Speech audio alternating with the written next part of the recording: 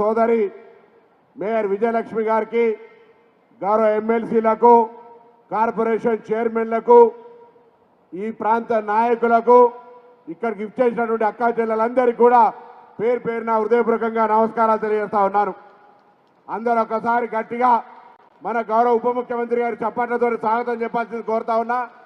ఎందుకంటే ఈ రాష్ట్రంలో వారు ఆర్థిక శాఖ మంత్రిగా గౌరవ ముఖ్యమంత్రి రేవంత్ రెడ్డి గారి నాయకత్వంలో మహిళా శిశు సంక్షేమ శాఖ మంత్రి సీతక్క గారితో కలిసి ఈ రాష్ట్రంలో ఒక విప్లవాత్మకమైన నిర్ణయాల ద్వారా మహిళలకు న్యాయం చేసేటువంటి ఒక దీక్ష బోని ఈ 5 సంవత్సరాల కాలంలో 1 కోటి మంది మహిళలను కోటీశ్వరులు చేయాలనే సంకల్పం తీసుకొని ఆ దిశలో కార్యాచరణ తీసుకుపోయి భాగంగా ఈరోజు హైదరాబాద్లో ఉన్నటువంటి 31,000 మహిళా సంఘాల్లో పావలా వడ్డీ గత 10 సంవత్సరాలుగా రాలే ఆ పావలా వడ్డీనిచ్చే కార్యక్రమాన్ని ఈరోజు ఇక్కడ ప్రారంభిస్తున్నటువంటి గౌరవ ఉప ముఖ్యమంత్రి గారికి వేదిక మీద పెద్దలందరూ కూడా ధన్యవాదాలు తెలియజేస్తా ఉన్నా.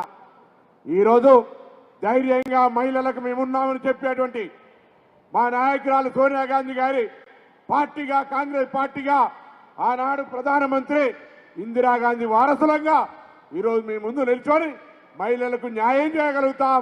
మహిళలకు న్యాయం చేసే పార్టీ కాంగ్రెస్ పార్టీ మాత్రమే అని చెప్పడానికి ఇలా మీ ముందుకు వచ్చినామనే మాట మనం చేస్తా ఉన్నాం. ఇప్పుడే వేదిక మీద సీతక్క గారు అనేక పథకాలు చెప్పినారు. ఇలా మీరు చూస్తా ఉన్నారు ప్రత్యక్షంగా 10 సంవత్సరాలుగా కొత్తగా పెళ్ళైనా లేదా కుటుంబ సభ్యులు పెరిగినా రేషన్ కార్డు రానటువంటి పరిస్థితుల్లో ఈ యొక్క నియోజకవర్గంలోనే 41,000 మందికి లబ్ధి జరిగే విధంగా కొత్త రేషన్ కార్డులతో పాటుగా 6 కిలోల సన్న బియ్యాన్ని ఇచ్చే కార్యక్రమం తీసుకున్నాం. ఇలా మీరు చూస్తా ఉన్నారు పండుగలకు పబ్బానికి అవ్వగారింటికైనా అత్తగారింటికైనా గుడికి పోయినా బడికి పోయినా లేదా ఎక్కడికైనా పోతే కూడా ఇలా ఉచితంగా బస్సు సౌకర్యాన్ని కలిగజేసినాం.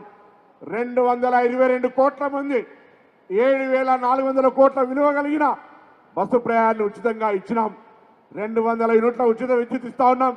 ఒక మాట మాత్రం మీకు తెలియజేస్తా ఉన్నా, ఈరోజు ఈ ప్రభుత్వం విశ్వాసంగా మహిళల పట్ల గౌరవంగా మహిళలకు న్యాయం చేయాలి, మహిళలను ఉన్నత స్థానానికి తీసుకుపోవాలనే ఆలోచనతోటి నిండు మనసుతోటి ఉంది.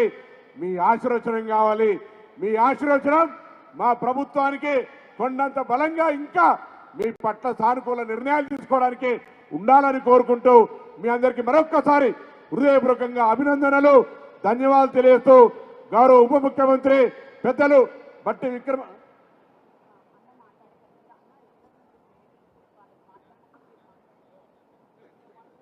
సభాధ్యక్షురాలు కార్యక్రమ నిర్వహణ ఉప ముఖ్యమంత్రి గారు సందేశం కన్నా ముందు మన మహిళా సోదరిమణులు వారి